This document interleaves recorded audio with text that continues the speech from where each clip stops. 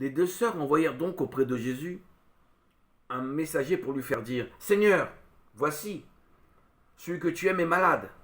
Ayant entendu cela, Jésus dit: Cette maladie ne va pas à la mort, mais elle est pour la gloire de Dieu, afin que le Fils de Dieu en soit glorifié.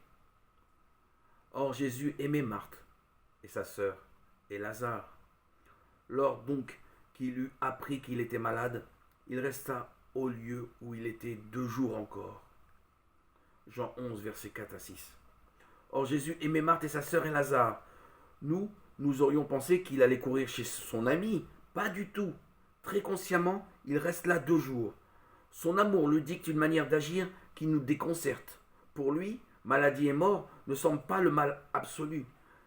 Jésus n'épouse pas la pensée de ses contemporains pour qui la maladie est la punition du péché. Non, elle est le lot de l'homme, créature fragile et mortelle. Mais dans le plan de l'amour conçu par le Père, elle est pour la gloire de Dieu. Son amour dépasse le risque d'une création imparfaite, où le mal et la maladie existent, mais où la venue du Fils de l'homme les prend en compte pour la vie éternelle.